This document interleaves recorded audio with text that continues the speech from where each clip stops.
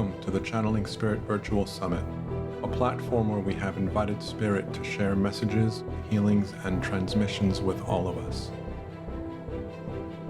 May this energetic experience help us to expand our awareness and to deepen the relationship we have with our higher self, our spiritual team, and with Source, however we define them. Thank you for being here and for taking part in this amazing journey.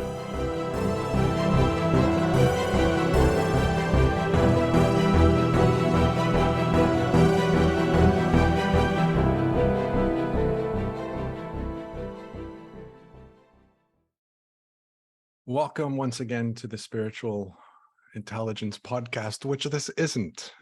This is the Channeling Spirit Virtual Summit. So let me start over. Welcome to the Channeling Spirit Virtual Summit. My name is Daniel Martinez Stahl, and today with me is Sara Landon. We are at the end of season 3. This is the last episode of the live sessions, excluding the bonus session, which we will do in about a month's time, more or less.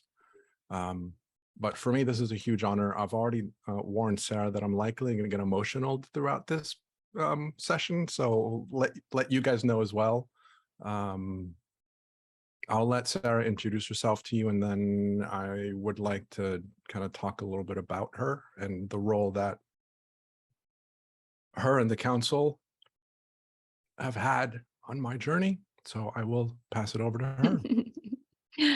Hi, everybody. It's so good to meet you all and to be here. A few of you names I recognize that are also part of our community. And thank you, Daniel. It's a privilege and a pleasure to be here. I just love sharing this wisdom with the world and all who are ready for it. So it's an amazing experience for me.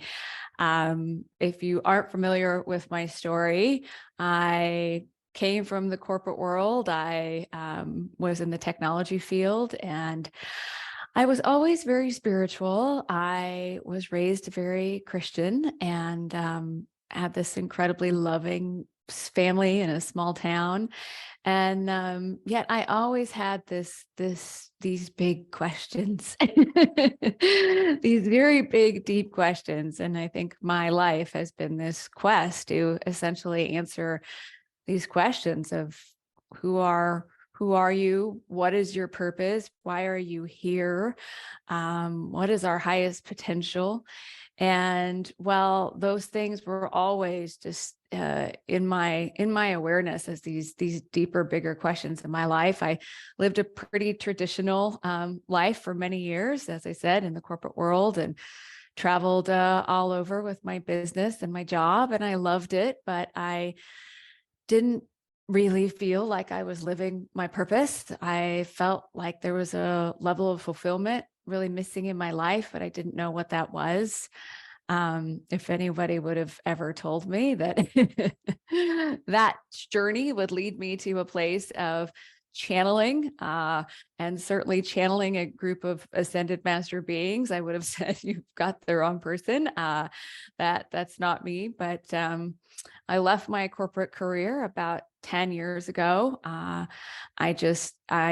knew there was something more, and I needed to know what that was. And I began channeling the council in a very serendipitous experience, but several, I'm sure, divinely orchestrated things that led me to that initial moment, and many, many divinely orchestrated connections and things that have led all of that to here and now. So I've been doing this professionally for quite some time now, 7-8 years, where I channel the council. Our new book, The Wisdom of the Council, was just published on November 1st by Hay House, which was a total dream come true. It's channeled messages for living your purpose. So for anyone who maybe was searching for the same questions, answers to the same questions I was searching for, this book has just completely changed my life in the most amazing ways. I have a master's class advanced community that is made up of people all over the world that are dedicated to living the council's wisdom, which Daniel is a part of. which is probably my greatest joy, to bring through channel messages and talk about how we live this wisdom. But I'm just so excited to be here, and I think we're going to bring in the council, right? And you'll all get the opportunity to meet them yourself. So we'll talk more about that when we bring them in. Beautiful. Looking forward to that. So I was introduced to Sara via John Burgos and Beyond the Ordinary show. And so if you're exploring the space, he's got an amazing platform where he invites some incredible lineup of speakers as well. And so I would definitely recommend you check him out. Beyondtheordinaryshow.com is the website, John Burgos. And so I learned of Sara through him, and I learned of him through Ana Maria Vasquez, who was episode 3 of the season, who many of you already know. And so one of the things that I talk a lot about with people is explore different directions that make sense for you, listen to people and follow what inspires you, and check people out and see if you resonate with them. And Sara and the council really struck a nerve with me. The message that I told you I was going to get emotional. The message that the council shares with us is a foundation that I regularly tap into when I'm speaking with others and working within my own process and my own journey. And I always talk about how the council is Sara Landon and the council. It isn't just the council. And the reason that I say this is because I also want to give credit to the fact that the council is who the council is because of Sara.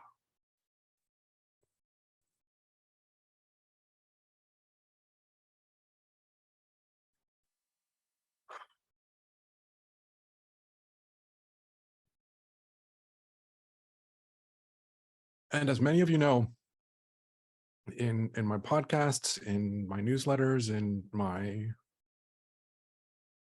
chat with friends, I'm regularly speaking of things that the council helped me remember about myself. The way they say it really just, it resonates with me. The way that I point my direction of where I'm going is very strongly influenced by what I learned from listening to Sara and the council.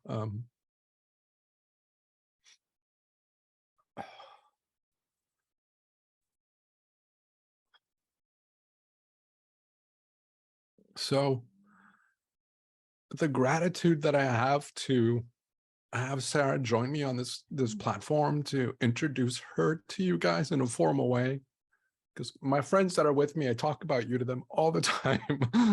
Sara said, the council said, all the time. And it's such an honor to have you here, to have you be part of this project. So thank you.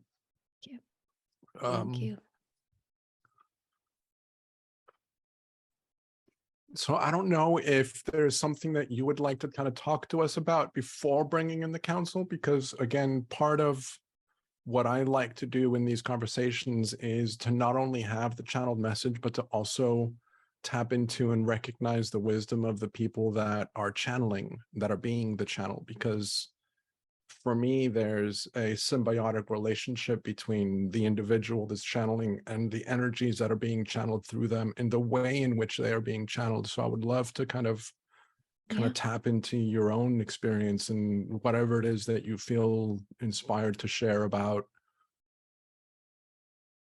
this process that we are all in, of looking to better understand who we are, to remember the truth of our divinity, to tap into our spiritual teams, our connections with all of these energies that are ever present, available to help us along the way. So anything that comes to mind would be lovely to get your thoughts. Well, first off, I thank you for all of that. You just, my heart is so full of love in this moment and gratitude for you. And I'm so proud of you for following your path and your greater calling. And I know you don't know where this is all leading, but you know you're doing exactly what you're called to do, and you're following the energy, and you're following the light, and you're putting yourself out there totally authentically and transparently in this state of pure love, which is what you are. And I'm just really grateful to be here, and I'm glad that you're part of my life and that John brought us together. No one could ever convince me that there is not some grander intelligence orchestrating every step along the way, every path, every person we meet, how we meet them, when we meet them, why we meet them, what that leads to, whether we, walk from point A to point B together with that person, or they're a lifelong friend, or some sort of divine playmate that we have. I truly believe the greatest resources we could ever have are our connections. And some people are connectors like you, bringing people together and bringing speakers together. And some people are uplifters, and some people are, out there really guiding groups of people. And everything we each do every day matters. And if it's just the simplest thing of choosing to be in peace instead of be in fear, or choosing to have love for yourself instead of judging yourself, or choosing in the moment to be present instead of reacting to something, those things, no matter how small they may appear to be, are so important to elevating the consciousness, elevating the vibration, elevating humanity, elevating what is possible for all of us. I was putting together a quote today. I share a daily quote every day via email and also on my Facebook page. And it was a recent message on November 2nd from the council talking about how, as we all gather in these powerful new vibrations and new frequencies and new levels of consciousness and awareness, which is exactly what we're doing right now, we are shining so brightly within the greater human consciousness that one day humanity will not remember fear, will not remember suffering, will not remember lack, limitation, will not remember judgment. We will have transcended that into a place of pure love. I shared a quote today, which was also from that same message, that there's nothing to fix. You are whole, you are healed, you are divine, you are magnificent, exactly as you are. And someone responded, no, people always have to fix stuff. People are not perfect. They always need to be fixing themselves. And I could just genuinely smile at that and know that person still doesn't realize that their own self-love is the most important thing. And really, it's beyond self-love. It's to not deny love for yourself for any reason, to not deny your own joy for any reason.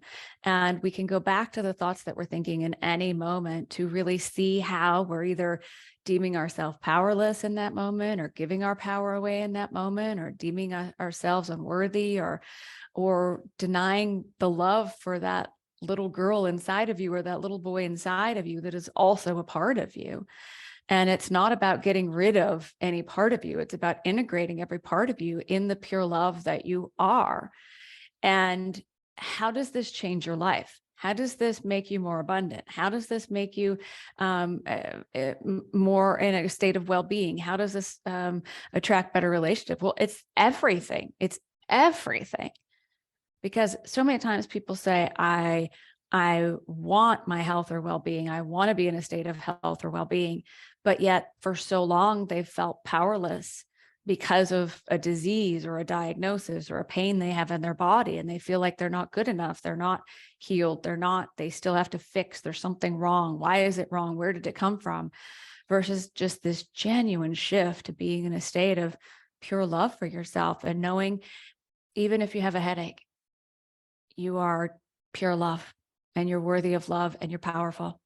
If you have a disease or a diagnosis, you are still pure love. You're still the divine. You're still magnificent. You are still whole in every moment, no matter what. If it's a financial situation, health situation, relationship thing. And this wisdom that we're going to share with you today from the council, it absolutely transformed my life. And I can't even explain to you. From the outside, it may look similar. I may look similar, but there is absolutely no part of me that is the same part of me that came across this wisdom. When I first started channeling the council, it was probably my greatest fear to go out publicly and share that I channel or that I am a channel. And most notably, I have a wonderful relationship with my dad. My dad was raised very Christian in a small town. This is all he ever knew was Christianity. And he wasn't around anyone who was into anything like this, wasn't aware of anything like this. The Bible, condemns certain things that are not of, the Christian teaching. And I was really concerned about that. But I came to this point where I couldn't not share this wisdom with the world. It didn't matter. It didn't matter. I couldn't not share this with the world. I had to share the wisdom, the counsel that had completely changed my life. And they said very early on, if you will just live this wisdom, you will live a life beyond your wildest dreams. And that is my experience. And I'm just so grateful that we're having these conversations that, even if something is that the council says or that you hear, even if you can't figure it out, they don't refer ever to your ego. They call it your human, and they call it your beloved, beautiful human. Because when we're fighting some part of us, like the ego, and you're trying to get rid of this thing called the ego, you're actually fighting a part of yourself. And all of that energy is moving through you. You're actually judging a part of you, resisting a part of you. And yet they refer to it as our human. And our human is so loved and understood and beautiful and perfect and divine just the way you are, even though most of us are all very, very interested in transformation and continuing to live our highest potential in whatever ways we can, or live our purpose or be in service. But you can do that from a place of wholeness. And so while they don't talk about ego, they talk about, your human and your relationship with your human part of you, and that there's this divine part of you. So if you hear something and your human goes, well, I don't know how that would ever be possible. Or I heard someone sharing once who was a friend of mine, but didn't really understand exactly what I do. And she, it was at a time and the council was talking a lot about being multidimensional. And she said, I was listening to this speaker who was talking about being multidimensional. It just makes no sense to me. She completely rejected it. She said there were just too out there and woo woo. And I don't remember what I said, but fast forward a year later, she became part of our master's class community. And one of her first questions was about, being multidimensional. And now all she wants to talk about is being multidimensional, even though at first she couldn't hear it. Her human couldn't hear it or grasp it. When we begin to be aware of things that are coming from a grander perspective, we begin to shift our vibration, our frequency, our consciousness, and we eventually come into this place where that thing we became aware of now becomes our experience, and then it becomes truth, which is the most powerful part. So, just to me, it's about being in your heart. Listening to the council is a activation. It's a vibration. Many people describe it as a feeling like coming home. And coming home to the truths that they've always known, or a place they've always seeked to return. It's just amazing, amazing experience. So I'm excited to share them. Beautiful. And one thing that I'll just kind of add to this is when I remember I was on a call when the council said that they referred to the ego as the human. And I kind of laughed literally out loud, because about 2 years ago, maybe a year before I started listening to you in the council, I stopped referring to my ego and ego conversations. I would talk about it as a human experience. Yeah. Because a lot of times people would talk about the ego, and what they're referring to is their human experience. And so I started using that language. And so it was kind of like, oh yeah, cool. Yeah. We're on the same page. Yeah. It's so true. And you hear these things like a grander perspective, they're really here to bring forth a grander perspective and a grander viewpoint.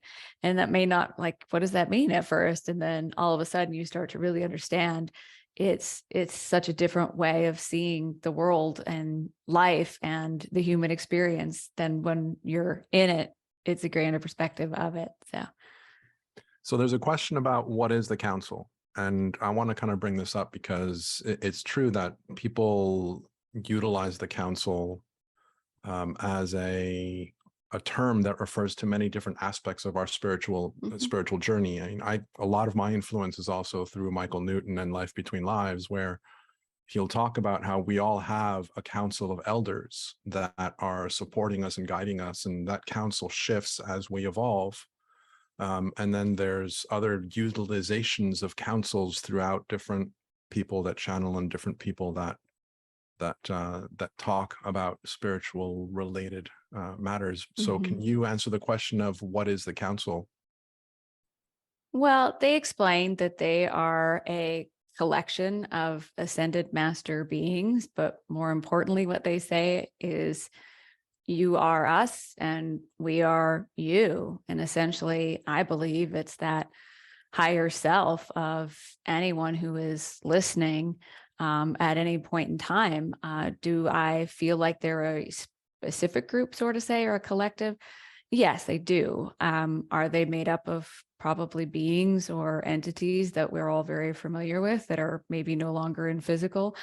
I feel that very strongly as well. If I think of anyone I consider as an ascended master, I can feel that presence inside of the energy, but there's also a part of you that is your ascended master self.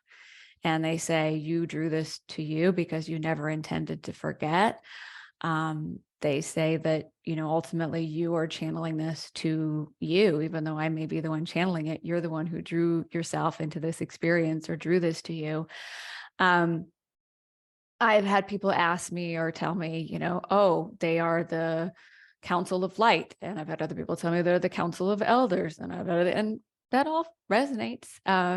But they have always said that to even begin to define what they are exactly is limited. To even define yourself as just Daniel as very limited compared to what you really are. So also people ask me, why don't they channel in French? Why don't, since they are non-physical beings and all is known and anything is possible, why don't they channel in French, or why don't they channel in, Mandarin? And they've essentially said they can only use, I am translating these streams of consciousness as quickly as possible, by the way, of what's coming through. And it's very clear to me if a word is off, they'll say better said, and they'll correct the word because it wasn't the vibrational alignment of the word that they intended. But a lot of times I get guided to go look up a word or the meaning of a word, but they cannot use a vocabulary I don't have. They cannot use a language I don't know that I can't translate.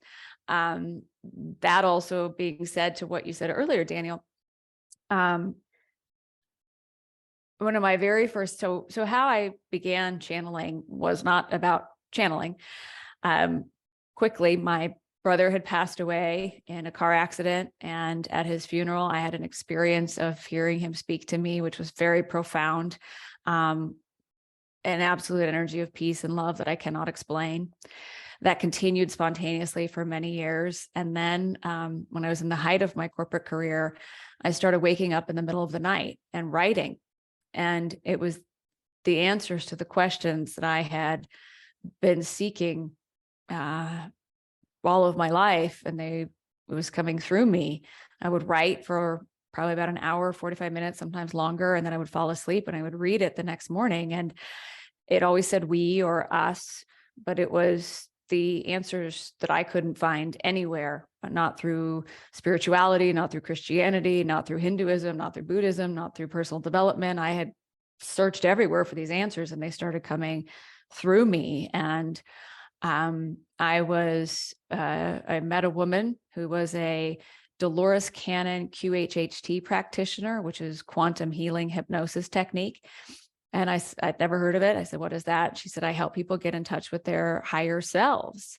And so it was like a meditation hypnosis process to get in touch with your higher self or your soul for answers, which was, of course, like, what's my purpose? What am I supposed to be doing? And those answers were coming through as I was writing them, but I wanted more. And that's when I started channeling. And all of a sudden, this energy came in, and my voice changed, the cadence of my voice changed. I was saying we and us, and continued to go on for about an hour and a half. We then met at least once a week, often many times a week, where she would help me get into that meditative state, and we would bring the counsel in. At first, it was called the voice because my voice at first was very different. It sounded sort of like a Eastern European man. It was very intense. It was very strong, very different than my own voice. Over time, my voice is really acclimated to their vibration. And while the cadence of my speaking is a little bit different when I'm channeling and my eyes are closed, it's much closer to my natural voice. But I had an experience as I was getting into that meditative state in a guided meditation process through QHHT. And it had nothing to do with what she was saying at all. But I saw myself walking like up a staircase to this room on top of like the world. Like it was really, really high up. And I walked into this room, and there was these light beings all around this table. And to even describe them would never be able to properly give any credit to what I saw, but the most beautiful beings I had ever seen. And they were huge, tall beings, and they were standing around this table, and the love I felt for them like almost knocked me over. And there was one chair, and I knew that it was my chair. And I walked up to this spot at the table. And when I did, I knew this was the council, and I knew I was a part of it. And I would say any channel is also a part of what they're channeling. You know, you are the vessel, or you are the conduit. Not only can, at least in my experience, can they not use words I don't know or language I don't know. As a channel, I believe the most important thing is you living it. And to me, I had heard another channel say early on in my career, oh, you know, the information is great, but I don't live it. And I just, like, every hair on my head stood up, and I'm like, I can never, like, I have to live this. Like, I have to live this and embody it and integrate it and share how I live it.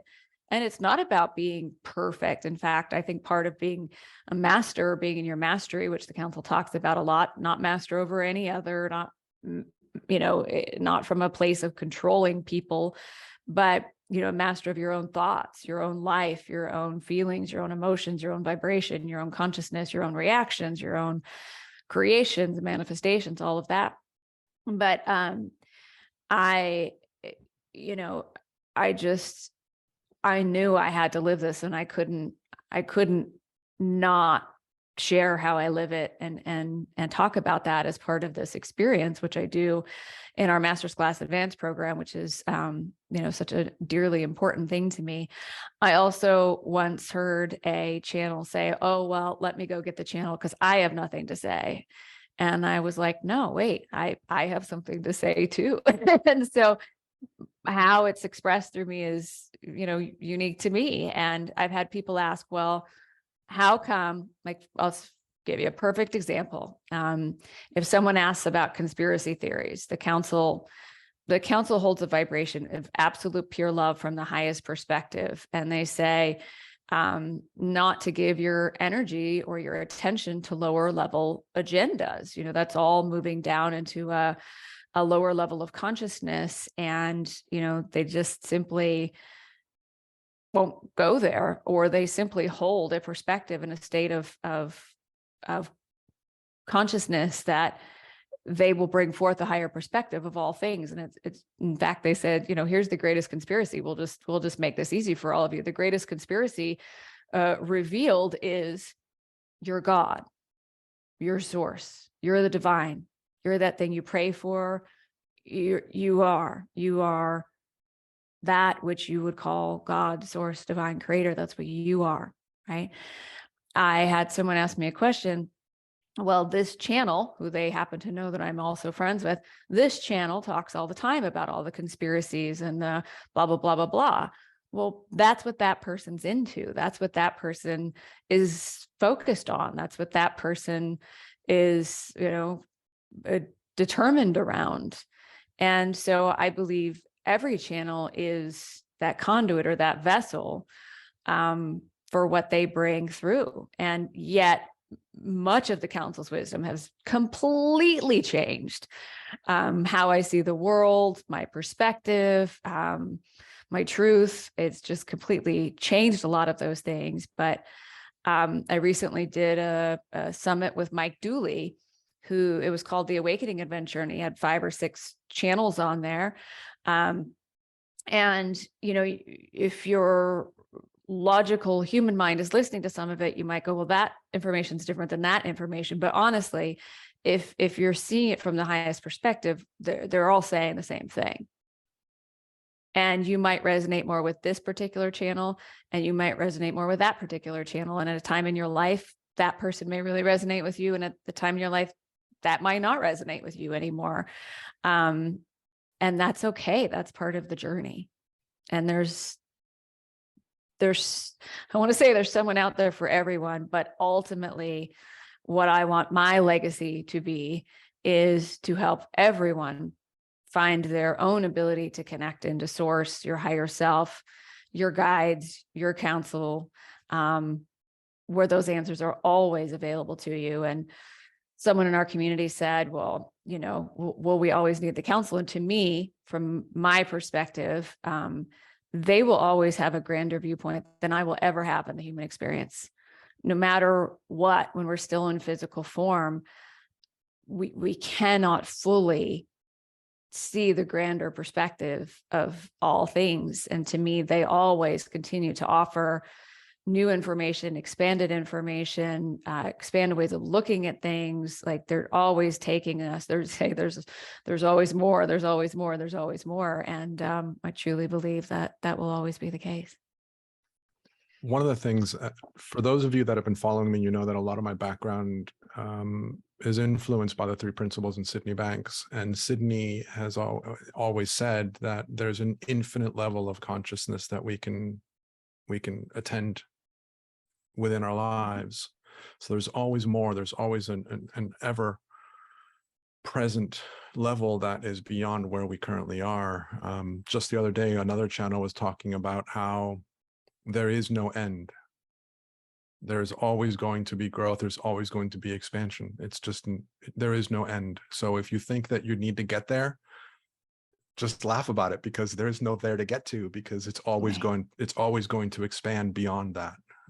Yes, absolutely agree. And again, I think it's all about different levels of consciousness, which you have different experiences in those different levels of consciousness. Right now, we're physically focused, and the council talks a lot about the different dimensions that we experience here in physical form. Most of us spent many years of our life, and most of where the mass consciousness is in what they call the 3rd dimension.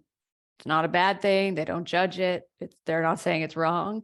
They're just saying that basis of that dimension of consciousness and that experience within that dimension is separation, and separate from source God, separate from one another, separate from what you think you need, separate from who you want to be, separate from what you need to fix, right? Or if you want to manifest this thing, it's out there somewhere, separate from you. So, work really hard and set a lot of goals and you can have it, right?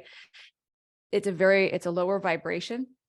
And so manifestation takes longer. The experience of lack, limitation exists in that dimension. The experience of fear and suffering exists in that dimension of consciousness. And they say, once someone has an experience, like maybe a near-death experience, the death of a loved one, a divorce, a loss of a job or a business, an awakening experience, either through some people have it through sleep deprivation. Some people have it through psilocybin or ayahuasca, those types of things, whatever. Somebody has an experience where either everything they thought they were somehow falls away, or something comes in that makes them question everything they thought they were. And they said, that's when you start asking, who am I? Why am I here? What's my purpose? Right? And that begins to move you into a dimension of consciousness where you realize you're not your circumstances and your conditions. You can change your circumstances and your conditions. And they call that the fourth dimension of transformation. We've been in it, lots of us, for a very long time. Personal development, self-help, healing modalities, all this stuff where we're trying to fix and heal and release and all that stuff, right? And there's nothing wrong with that. That's the dimension of continually trying to transform yourself and others and the world and circumstances and conditions. Next, you go into a state of what they call the fifth dimension, which is a state of pure love. It's a very high vibration, a high frequency, a higher level of consciousness where your well-being and your abundance is assured. You experience true creation, instant manifestation. What you want, need shows up even before you know you need it. And I can tell you that is the absolute truth of that dimension of consciousness. But you have to go beyond judgment, first and foremost of yourself, of others, and of circumstances and conditions. You've got to go beyond judgment. And, I asked my human one time, like, why do you need to judge everything all the time? Like, why are you judging everything? And there was no judgment, really, honestly. It was from a very conscious of observative place of observing. And I'm like, why are you always judging? And literally, I just sat there in this space, and my human had absolutely no answer for it. Had absolutely no answer for it. Just what I've always done. I'm like, what about pure love? You want to try that on? and it was a huge shift for me. And I shared this recently on one of our master's class calls in the advanced program that, it's just this policy of not denying love for myself for any reason. And that is the first step, is you. And it might be shocking to you. It was to me, how many times throughout the day I unconsciously denied love for myself, denied my worthiness, denied my power. That was just so sneaky and so ridiculous. And I shared that my partner and I were going to play tennis, and he was telling me this story, and I thought he should have responded to it differently than the way he was telling me he responded to it. Had absolutely nothing to do with me. It was him and his family. And yet I was so ticked off. Like, I was really upset. Like, why didn't he handle it the way I think he should handle it? Right? And I start playing tennis, and I'm playing terrible. And I'm like, what is the deal? And I'm like, why am I denying love for myself? I don't need to control him. I don't need to control his reality. I don't need to control how he interacts with other people in his life. It does not affect me. And even if it did, it would be my choice to let it affect me. Like, why am I denying my self-love because of that? And it's this shift to being a victim, needing to control other people, needing to control what other people do or how they do it so you're safe, to this shift of you're a creator of your reality. You are an empowered creator of your reality. And in that moment, it was this shift to I'm not going to deny love for myself for that reason. Next serve.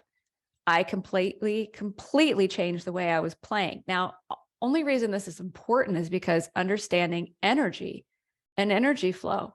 If you feel stuck, if you feel like you've been waiting, if you feel like nothing's changing, if you feel frustrated, resentful, exhausted, any of these things, I guarantee you, if you go back and look at how you feel about yourself throughout the day and what that voice in your head is telling you, somewhere it's deeming yourself unworthy, powerless, or denying love for yourself in that moment for whatever reason.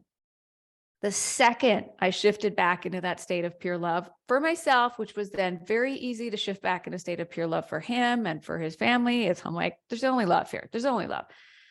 The energy shifted immediately. And the result, the manifestation, the outcome of that shifted immediately, instantly. Something new was created. Something new was manifested. Something new became my reality, which is why the council says, you are the creator within your own creation of reality.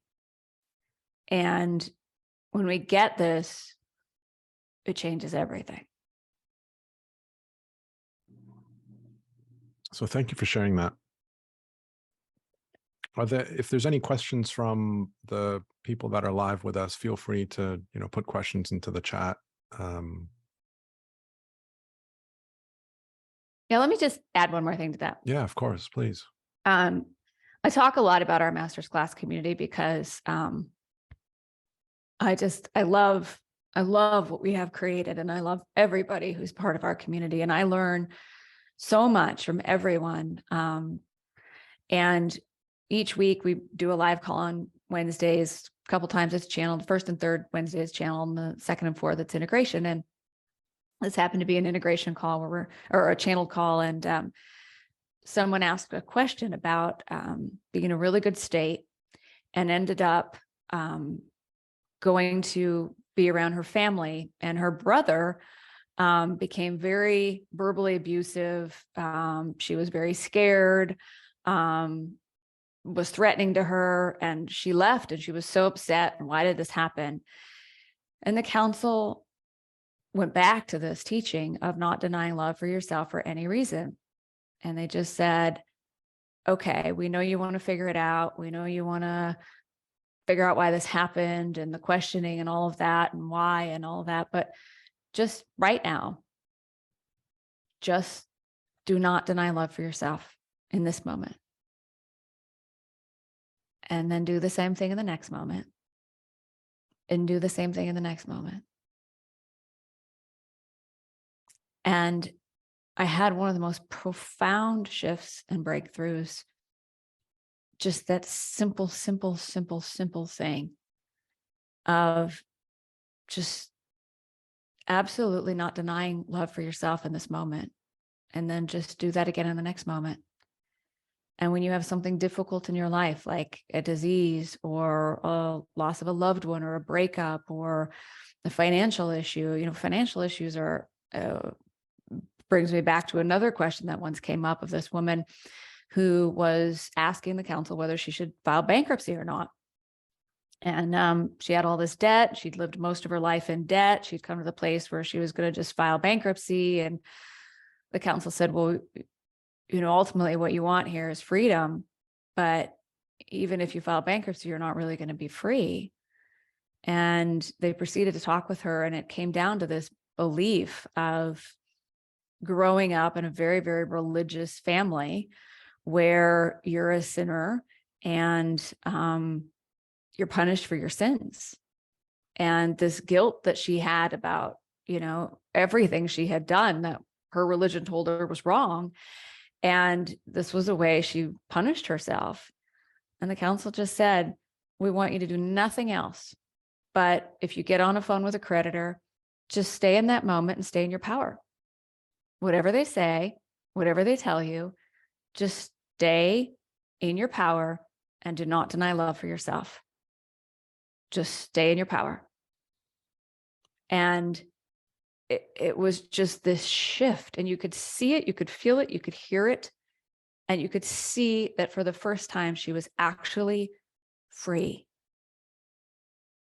And she was actually feeling herself in her power and her ability to stay in her power and her ability to stay in a place of love for herself.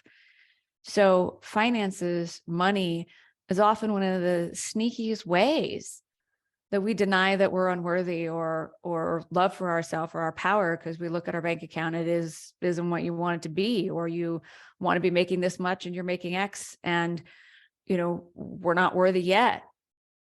And people who have credit issues or whatever it is, we don't realize how often throughout the day if you loved someone, if it was your child, if it was your best friend. I had a best friend. I actually went to bankruptcy court with her, and she was just so ashamed. She didn't want anybody to know. She asked me if I would go with her.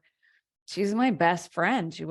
But at that time in my life, she was my very best friend. And I didn't love her any more or any less, but because she was going bankrupt or not, her credit score, I didn't love her any more or any less. It didn't matter to me whatsoever. And yet I guarantee you that's not what she was feeling about herself. And so this is so powerful. Clearly, this is a message that was coming through me today anyway. We'll see what the council has to say, but it has the power to change your life. Beautifully said. There's so many different sayings, ideas, concepts, invitations that I've been exposed to from listening to you and the council that remind me and bring me back to myself. Yeah. One of the things that people ask a lot of questions about the Three Principles community is, okay, so how do I make this work? How do I do this? How do I practice this? And the answer is always, you don't need to, because it'll happen naturally.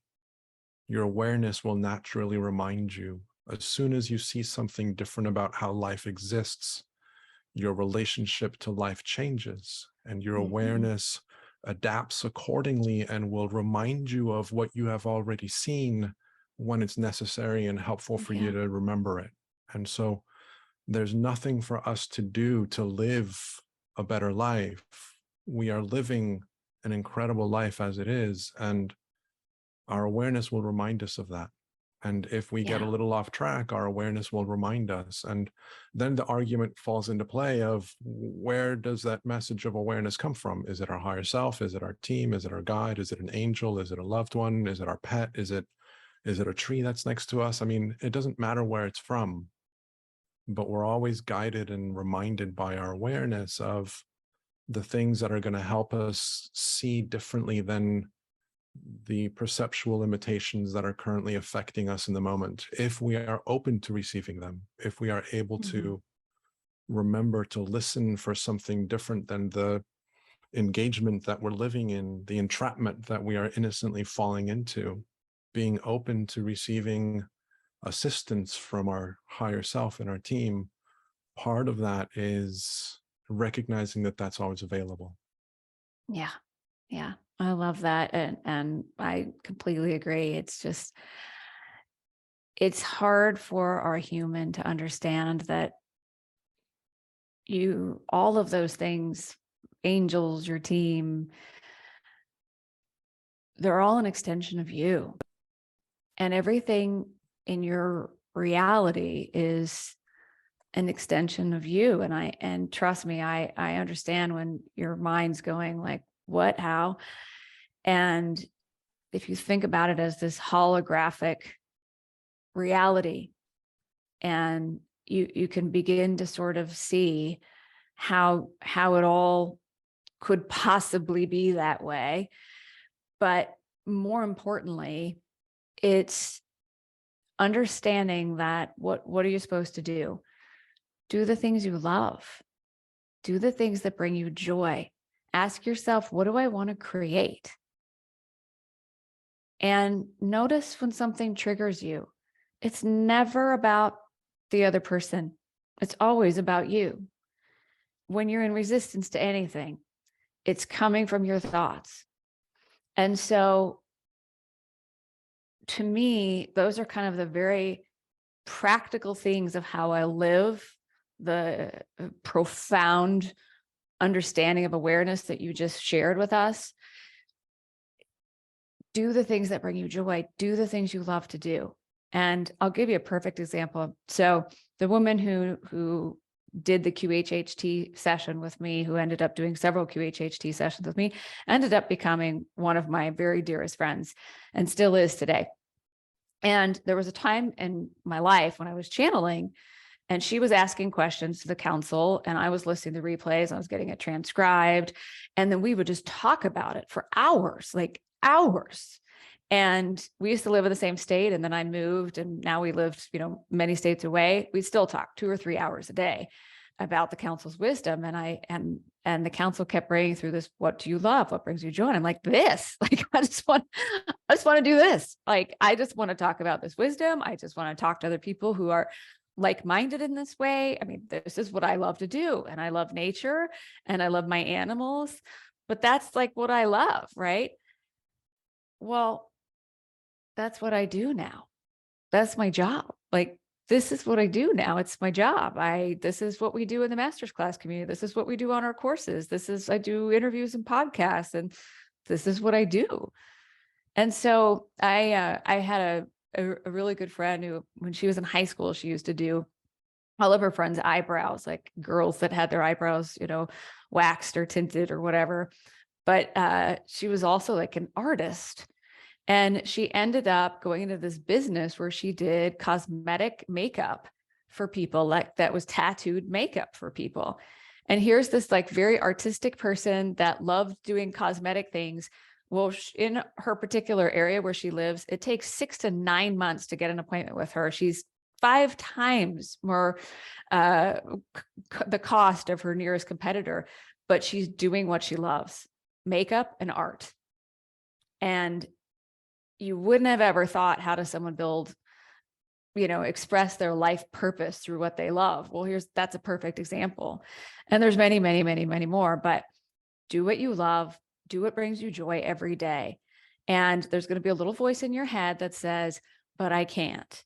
I should be doing this. I'm supposed to be doing that. Right? Again, to me, it just works for me. When I think about that part of me as a little girl, if you loved a child and they were like, oh my gosh, you know what I want to do? I want to go outside and play. Let's go outside and play. Let's go out and have a walk. And you wouldn't say to that child, well, you should do this. You're supposed to do this. Not until you do this, right? If in that moment you really are in that state of pure love, they're just going to go play. You're just going to go do what you love. Now, many of us grew up in an environment where you don't play and you don't do what you enjoy and you don't do what you love until you do what you have to do. So all of that is just programmed. It's not who we're meant to be. It's not how we're meant to live. Our very loving parents and teachers, they too were also just doing what they were told. And play comes after you do everything you're supposed to do and should do. So tell that little boy or that little girl inside of you exactly what you wanted to hear as a little kid, which is, yeah, that sounds like fun. Let's go play. Now, I will be the first one to tell you, like, I was a workaholic, a type A goal setter, an overachiever, and it did not make any sense to me how I was going to do what I loved and do what I enjoyed and be who I wanted to be. And yet that's the only way. Because what I was doing in my corporate career was pleasing everyone else, what everyone else expected me to do, what everybody else thought I should do. I didn't bring, and here's the most important part of all of that, the energy you're in when you're creating or doing anything is more important than what you're doing. If you are in a high vibrational state of love and joy and passion and excitement and inspiration, all that energy goes into whatever you're doing or whatever you're creating. I tried to write something one time and I had a deadline when I had to get it done. And I was the person who wanted to get it done a week in advance, get it off my plate, right? And it didn't happen, and it didn't happen, and it didn't happen. And then I got to be really worried about it. And it's like the night before, I haven't written it. And yet I kept following the council's teachings, which is, if you're not in a state of joy and love and enthusiasm and inspiration when you're creating something, that's more important than getting it done. So I just finally let it go. And I went, well, It is what it is, I guess. And the next morning I woke up. In about 30 minutes, I wrote this thing that would have normally taken me probably several hours. That was so much better than what I was going to do and what I was going to write. But I allowed myself to follow the energy. And when the energy was in it, then it was playful and it was fun and it was joyful. And it was so much better than it would have been if I would have tried to force it. So do what you love, do what brings you joy. And to your point, your life, your awareness will always lead you and guide you. If you're feeling a reaction to something or triggered by something or resistance, stop. Stop. Don't try to push through it. Just stop. Stop. Because you don't want to keep taking that energy into whatever you're doing. When you're resisting anything at all, you're resisting everything. So you might be in resistance about your relationship and your spouse didn't do this or that. But in resisting that, you're resisting health, well-being, abundance, prosperity, joy, freedom, all these other things, right? So if you can start to have this relationship with yourself of non-judgment, but when you do feel a reaction to something, when you do feel triggered by something, what is this really about? For me, it always comes back to one of those three things. Denying love for myself, denying my power to create my reality, denying my worthiness for some reason. And if you can go back and realign to that, you'll notice the trigger's gone. There's nothing that you're reacting to anymore. There's no more resistance. And now you're back into the flow where we experience what the council says is true creation. What you want and what you need show up even before you know you need it. And I know without any doubt in my mind that either I was divinely prepared or I was the perfect student, because to tell me to do what you love and do what brings you joy, and versus, I was a goal setter. I was a goal setter, and I could reverse engineer every way I was going to get to my goal. And I had a backup plan for that and a backup plan for that. I had a plan for everything. I figured everything out. I deemed that was why I was successful in life, is because I set goals and I had a plan and I had a backup plan and I reverse engineered the plan and I always figured everything out. And yet, oh my gosh, like I'll tell anybody this, like, I don't even want to figure it out anymore. I do not even want to figure it out. I do not make a plan. I do not make multiple plans. I absolutely focus on what I love, focus on what I want to create. And I know that it will be so much better than whatever I could figure out. I don't even want to try to figure it out.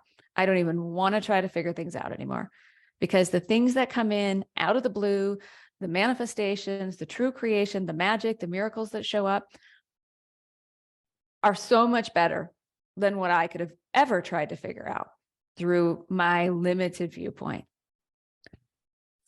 And I know that Caroline has a question about how do you practically release a thought of judgment? What is your tool or method?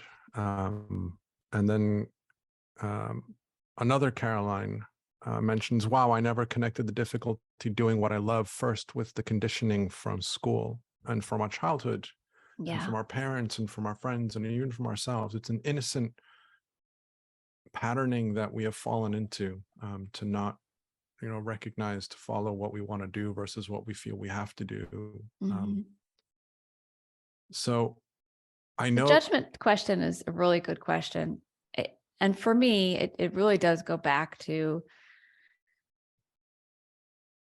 when you're denying someone else's worthiness, in that moment, you're denying your own. If I'm judging someone else as wrong, or something else is wrong, or something inside of me is wrong, I am literally slowing my vibration and my consciousness. And I know that will always result in me being in a state of what they call the third dimension of separation, where there's lack, limitation, fear, overwhelm, and we can elevate ourselves out of that place at any time. It may be very simple, but the answer is there is only love. And that is the truth. There is only love. Now, people can be in different levels of consciousness. I'll give you my ultimate example, Caroline. A human still has a hard time talking about this one. We're going to bring in the counsels. You're going to have an experience of what they're like, and it's different than this. I was doing a channeled session, so I was channeling the counsel, and it was a woman who is the head of one of the largest welfare organizations in the Southern Hemisphere that specifically focuses on factory farming and inhumane factory farming practices in certain countries. And if you know me, you know I love animals. I am just like, animals are my life, my world. I think, gosh, if I when I think of all these other dimensions, I'm like, but are there animals there? Because if there's not animals there, I'm good where I'm at.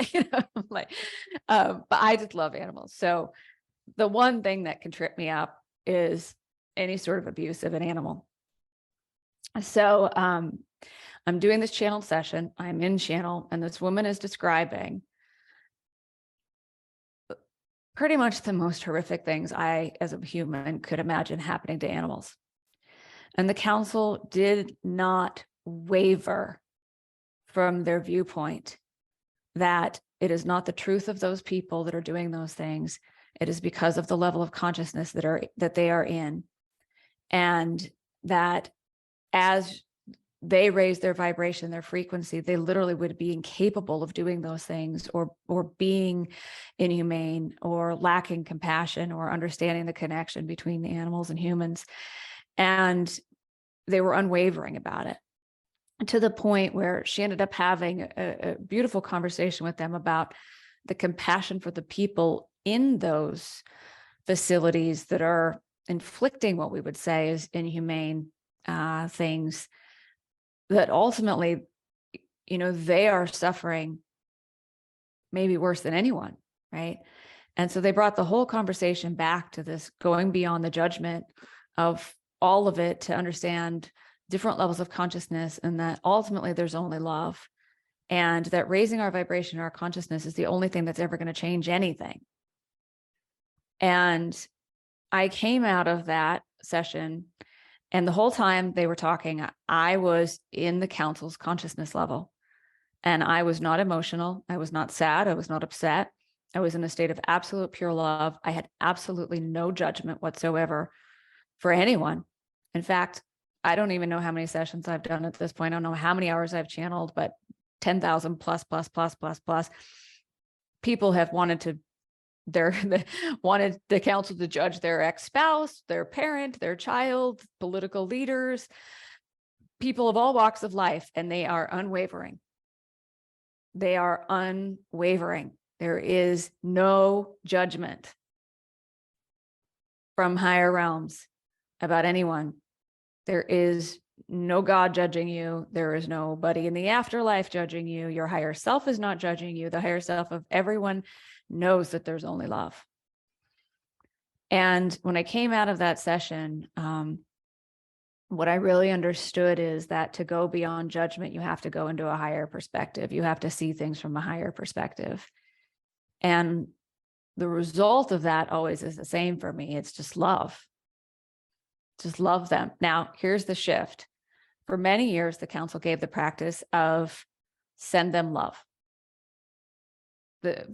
Another one that changed my life was a woman who asked about her ex-husband, and she was doing great, and then whenever she'd think about her ex-husband, she'd get so upset and triggered, and the council said, when you think of him for the next month, do absolutely nothing but send him love. Send him love. Send him love. Send him love. Well, I had this person in my life that I was in a former relationship with that was probably the only person that when I thought of, I just was like, I don't ever want to see him again.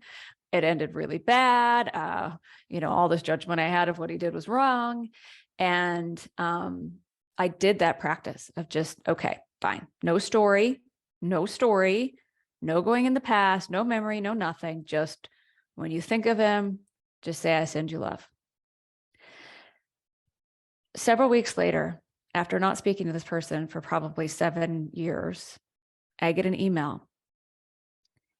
And he said, I really want to have peace with you.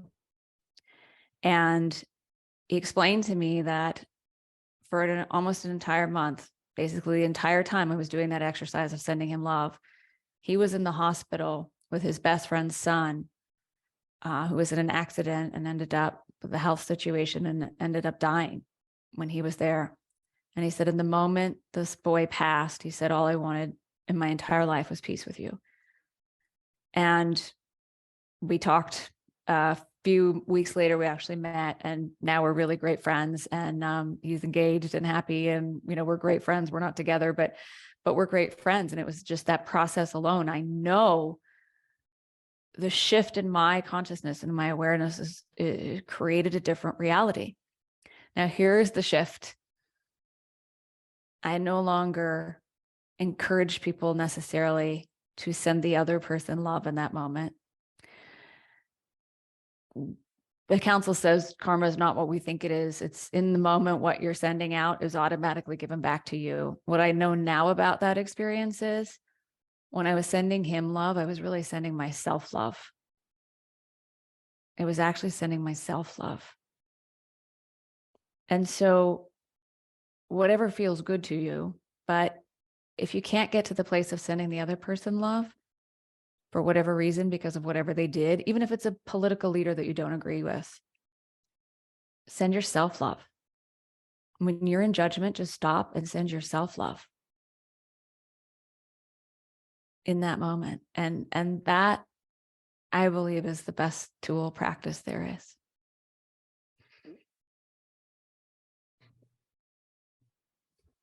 Feel like a good place to bring in the council?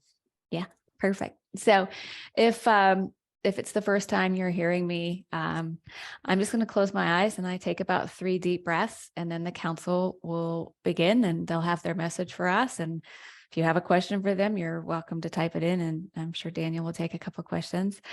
You'll notice that the cadence of my voice changes a little bit. My eyes are closed the whole time. If it feels good to you to close your eyes, you can do that. It really just helps me focus. The level of energy and the vibration and the frequency that comes through is really incredible. And it's just easier for me. I've just always channeled with my eyes closed. That's how I do it. And then when they're complete, they'll say goodbye to us. So here we go.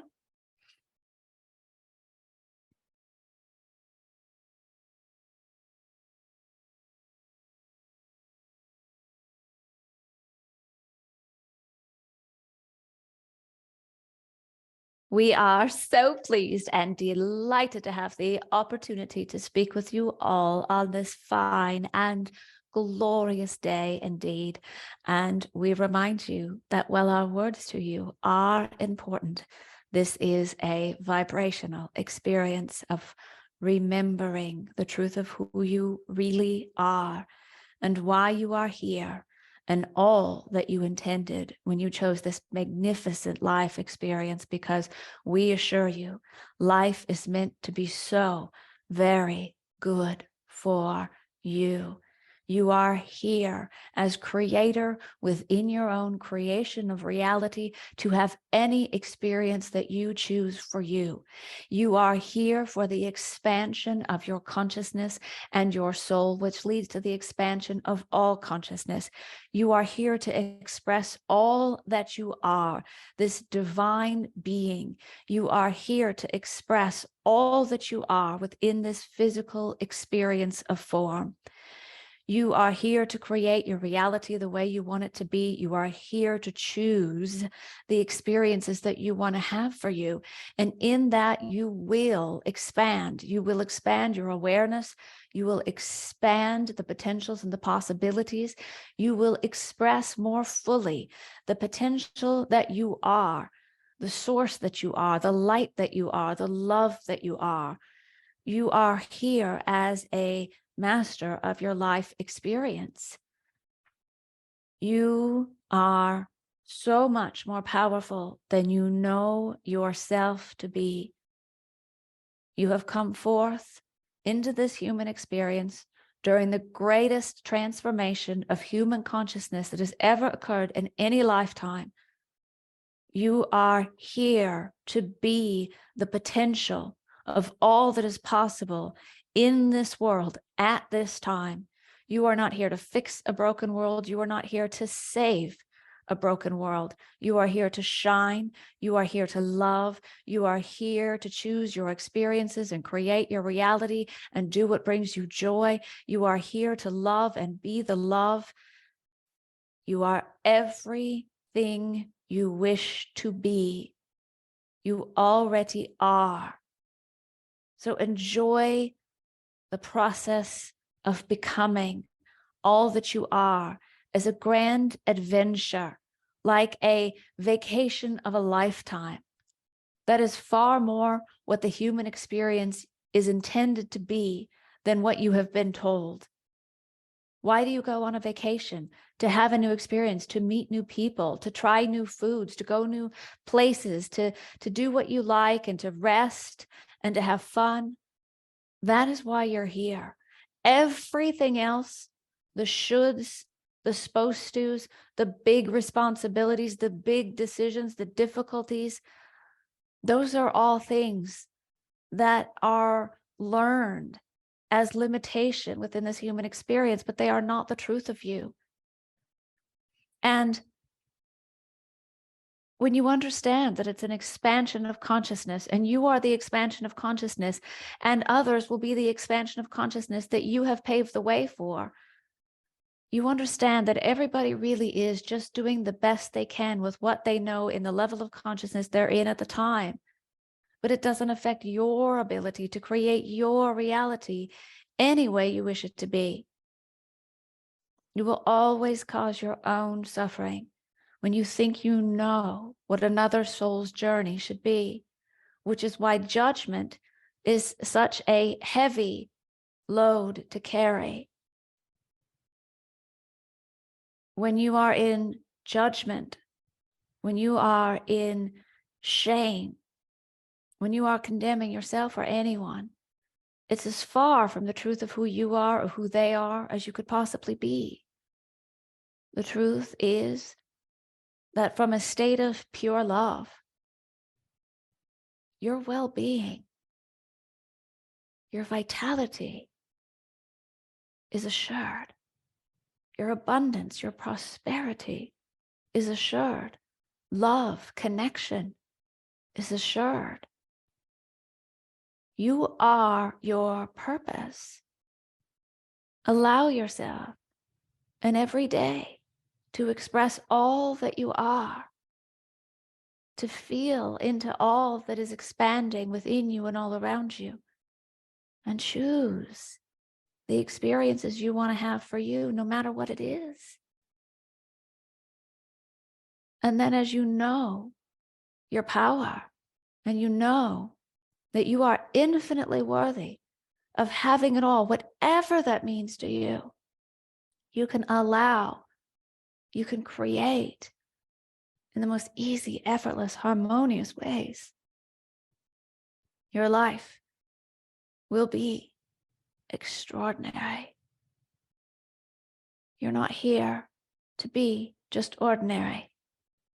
Not that anyone really is, but you're here to live your highest potential, to live your purpose here on earth. It is what you love. It is what you enjoy. It is what you create. It is what you experience. It is how you expand the potentials and the possibilities for all of humankind. That is your purpose. That is your highest potential, dear Master. So, our friend Daniel, do you have questions for us?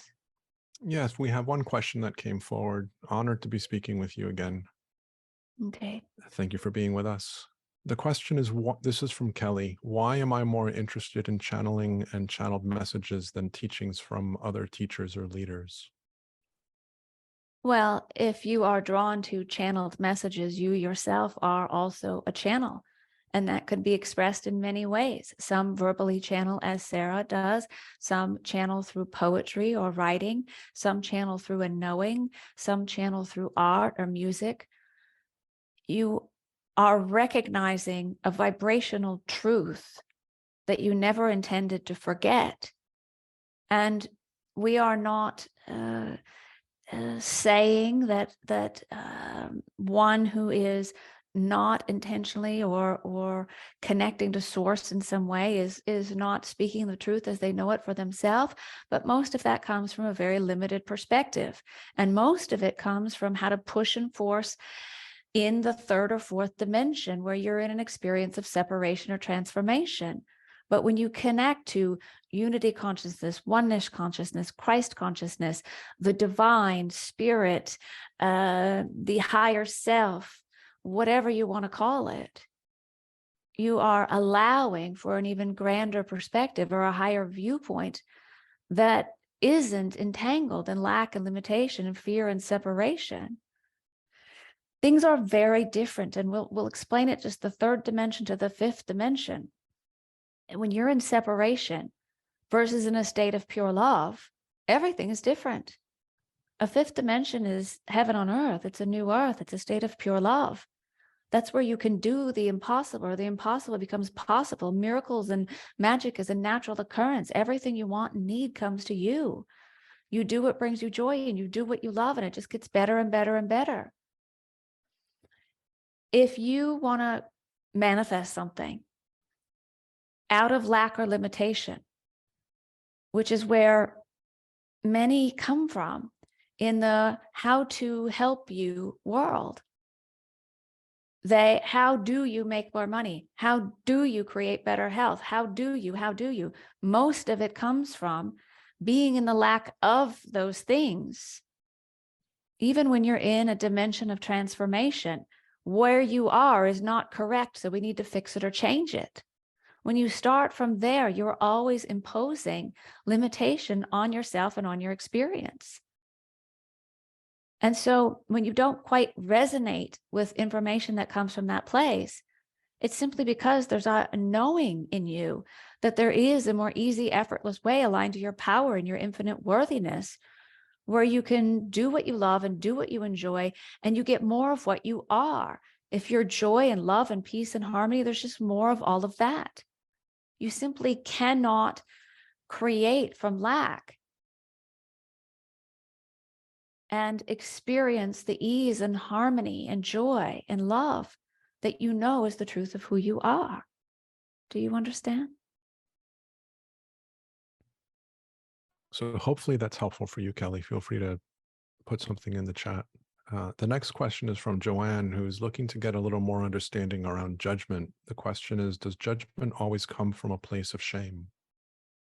It doesn't always come from a place of shame, but there's a big difference between observation and judgment. So you can observe that you like something, or that you resonate more with someone, or you feel a resonance more in a particular place, without pushing against the thing that you do not prefer. We say everything is a potential and a possibility. Food is a wonderful metaphor for this. You can take a food that you really, really, really, really love, and chances are there are many foods that you love now that you didn't even like as a child.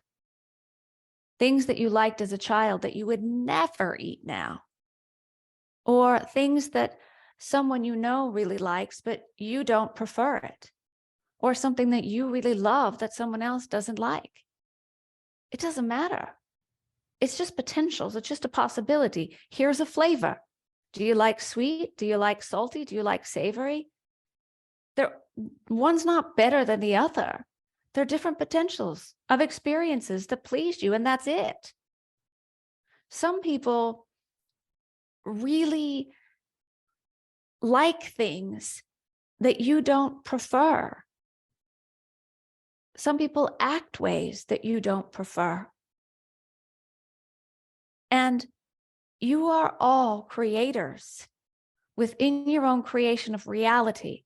Ultimately, where judgment spawned from is unworthiness and disempowerment. That if you can judge what you do not like and then get them to change it, get them to fix it, do away with that thing you don't like, then you'll be happy. But when you know you are the powerful creator of your reality, that you are the master of your life and your experience and your thoughts and your feelings and your emotion, your vibration, your level of consciousness, then you don't need to change anything or anyone ever for you to have more of what you prefer, because everything is a potential. Does that make sense to you? Hopefully that's helpful, Joanne. We'll say one more thing about that. Shame is the heaviest, densest human emotion. When you're shaming yourself or shaming someone else, you're as far from the love that is the truth of you, your wholeness, your perfection, your magnificence. There is absolutely nothing in this human experience that you could ever do that could threaten your worthiness. And there's nothing in this human experience that you could ever do to make you more worthy of the divine, infinite being and the love that you are and the power that you have.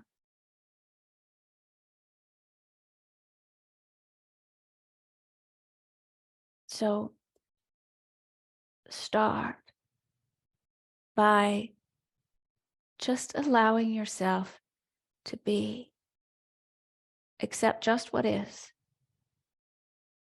and just allow yourself to feel peace. Peace. When you're in that state of peace, you can begin to move into higher and higher levels of consciousness or higher and higher vibrations and feelings. But just allow yourself to be in the moment. There's nothing you could ever do that could threaten your worthiness. And there's nothing you can ever do that makes you more worthy. You are already an infinitely worthy, infinitely loved being. And that is the truth of you. Do you have another question for us? We do. We've got a couple questions, a few questions actually. Unfortunately, we're going to run out of time before we get to them.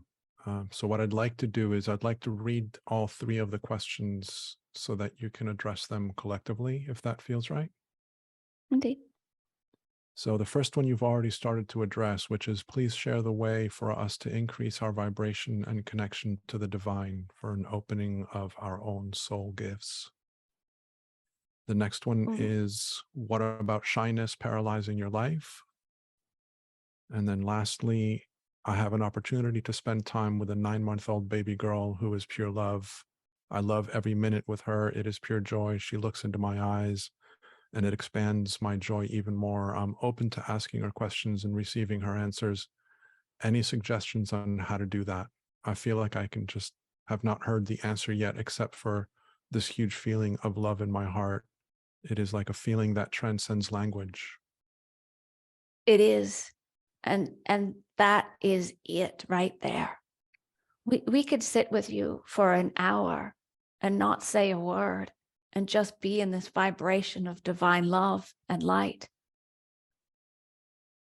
We say, well, our words are important. It's a vibrational experience. What you're having with this 9-month-old baby is a vibrational experience of being with source, or that which is as close to pure source. All of you came in that way. All of you came in that way. It is the truth of all of you.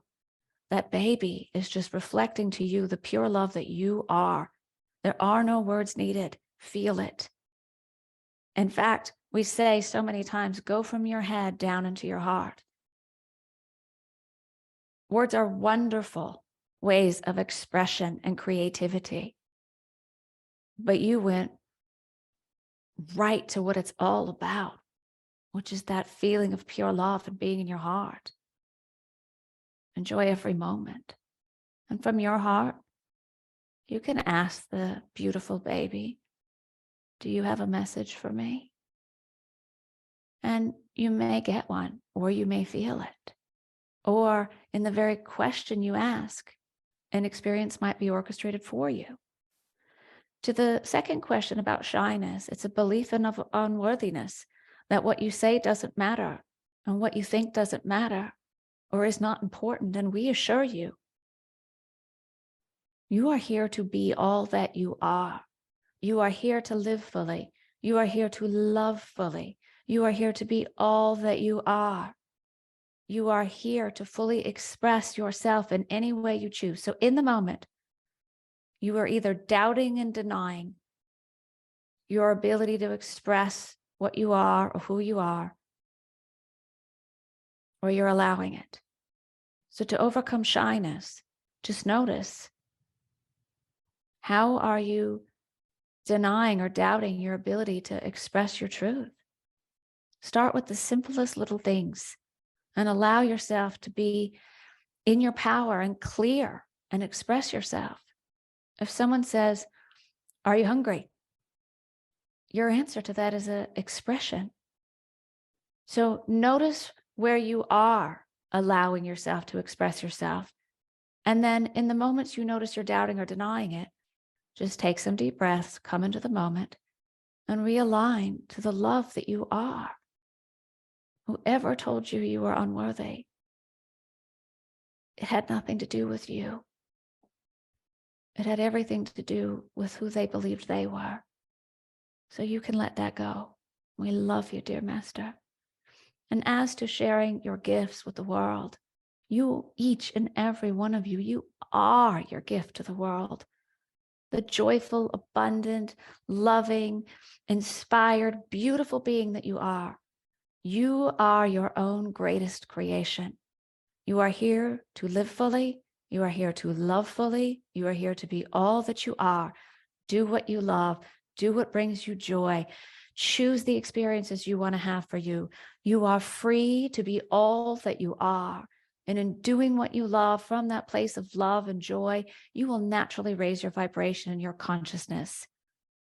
That is what you most want for the world. Anything you want to change is love and consciousness.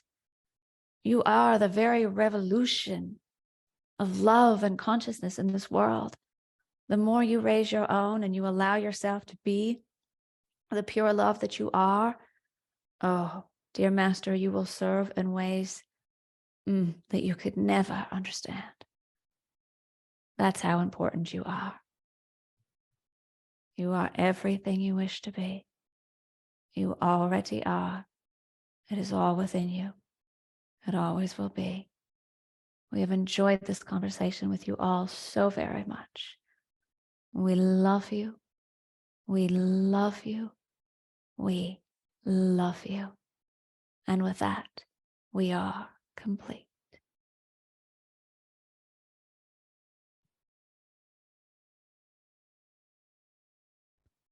Welcome back. Thank you. And so,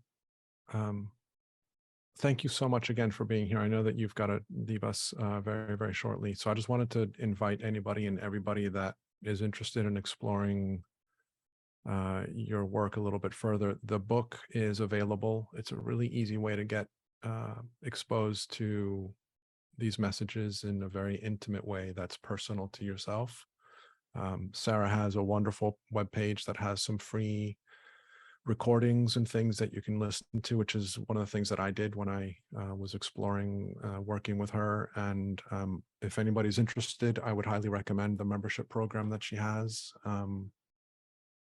But I will let her kind of say her own little bits as we come to an end. Thank you, thank you, thank you. Thank you for letting me share the counsel with all of you. Yes, as Daniel said, the book is a great way to just immerse yourself in the beauty and the love, the profound wisdom of the counsel. It's on audiobook. You can get it at Amazon, Barnes and Noble. It's on Kindle or paperback.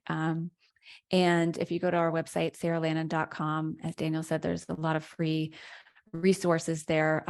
We put 2 new channel messages there every month. Those actually come from the Master's Class Advanced program, which again, I highly recommend. Some people ask me, how do I know if I'm a master? Well, you wouldn't be drawn to all of this. The council says you already are a master, or people ask about the advance. It's just the title of the program. But we do a live call every Wednesday. Some are channeled, some are integration. All of them include Q&A, so you can ask your questions to me or the council. All of those are recorded if you can't join live. And there's many other things that go along with that. There's also a lot of incredible guided channeled visualizations and meditations that I also very much love on the website.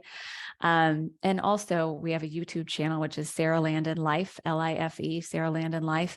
And there's many more channeled messages and integration conversations and interviews and things there. So thank you guys. It's great to meet you all. Some of you I know, but just really fun to be here with you guys. So thank you. Thank you for being with us. And so Eileen, I love you too. With that, Thank you, we are Joanne. complete. Wonderful. As we are approaching the end of season 3 of the Channeling Spirit Virtual Summit, I am going to stop this recording momentarily. And for those of you that want to join me for the closing ceremony, feel free to just stick around. I'm just going to wait a few minutes so that people can, take a little break, and then we'll rejoin back in about 5 minutes. So Sara, thank you again for being here. It's an honor to have you with us. Thank you. Close us out of an incredible season. Again, if you're interested in supporting us, contributing to our little project here, it'll give you access to the special bonus session, which is going to take place in December. And until then, whenever that might be, I will leave you with being spirit, being human, and simply being from love. Thank you. So great to meet you all.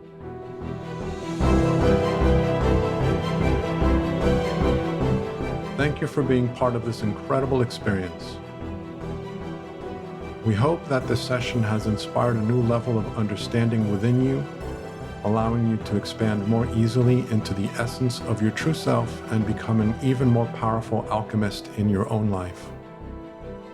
We invite you to listen to the session again and again in order to go deeper each time and expand even more. Have it be via the replays or the unlimited access package. If you have enjoyed being part of this event, we invite you to tell your friends so that they can join us in the future. We are grateful that you are here, and we thank you for co-creating this experience with us. Until next time, we leave you with being spirit, being human, and simply being from love.